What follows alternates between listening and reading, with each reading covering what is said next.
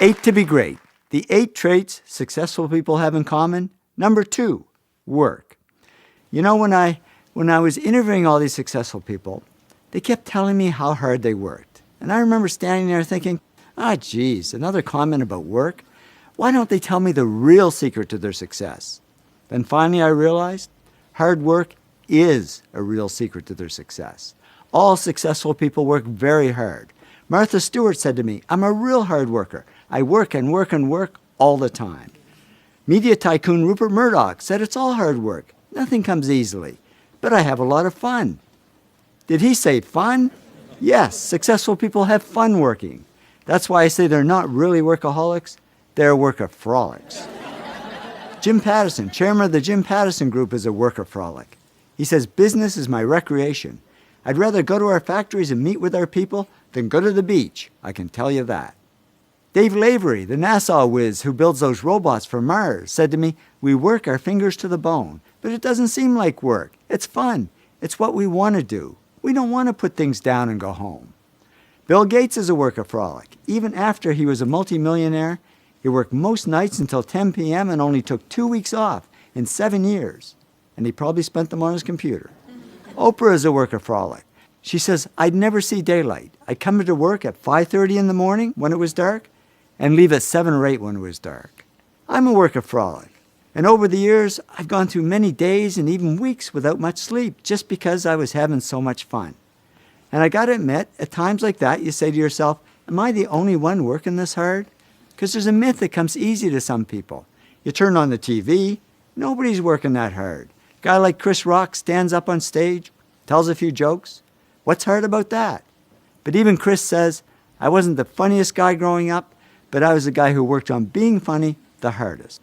Trust me, I've interviewed over 500 successful people. Not one of them said it came easy, even though they were doing what they loved. And we tend to underestimate work and overestimate talent. But in the end, work tops talent. Arthur Benjamin, America's best math whiz, said to me, I think numbers and I have always gotten along, but I'm sure my talent is just due to the time and hours and work that I've put into it. Many talented people don't achieve as much success as they could, unfortunately, because they sit back on their talent and never learn to work hard. That's what happened to Michael Jordan when he first started playing basketball.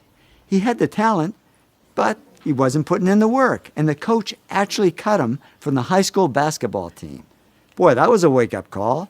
He says, I was very disappointed. I started working on my game the day after I was cut. And he soon became the hardest working player in basketball, who made fun of the other players who weren't working hard. And that hard work is what made him the greatest basketball player of all time. So I'd say the real gift isn't talent, it's the ability to work hard. And we tend to underestimate work and overestimate smarts. But in the end, work wins over smarts. In fact, many successful people aren't the smartest. They just work the hardest. Francois Parenteau, who Business Week called the top independent analyst on Wall Street, said to me, I'm certainly not that smart. I can't even remember my own zip code. But he also says, work is a big part of my life. I think about investments pretty much 24 hours a day, 7 days a week. Nez Hallett III is CEO of Smart Wireless. And I thought that's ironic, because he told me he's not that smart. He says, I graduated from high school with a C average and college with a C- average. But now the smart PhDs are reporting to him. How did he do it? He said, if you're going to be successful at anything, the key thing is to work hard. I'm not smart. As proof, here's my actual 12th grade report card. It was the only one my parents ever kept. Don't ask me why they kept it. It's nothing to brag about. As you can see, I was a C student, not an A student. I don't think I'd even make it into college these days. So how did I achieve some success and wealth? I just worked hard. Many 60 to 80-hour weeks. And now I know I'm not alone. Thomas Stanley studied hundreds of millionaires, and he discovered most millionaires weren't A students, didn't score high on tests, and teachers didn't think they'd ever succeed. But they did succeed because they worked hard. So the good news is, if you're not the smartest, if you're a C student, not an A student, the really good news is you can still succeed. Because the word success has 2 C's and no A's.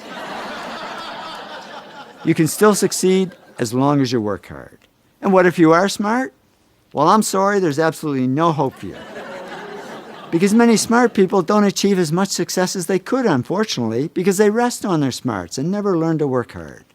Yong Kim, president of Lucent Technology, says people who are the smartest sometimes don't realize their full potential because things get too easy, so they don't push themselves hard. After a talk I gave at one of the world's top 10 business schools, a man came up to me and said, "You know, when I got my MBA here a few years ago, I was one of the smartest people in the class. I thought I had it made. So after I graduated, I sat back and I didn't work hard and I went downhill. And now at this point in my life, I've gone nowhere. I haven't achieved any success at all." He said, "Thanks for the wake-up call. Now I know what I need to do. I need to work." So the bottom line is, whether you're smart or not, whether you're talented or not, just keep working.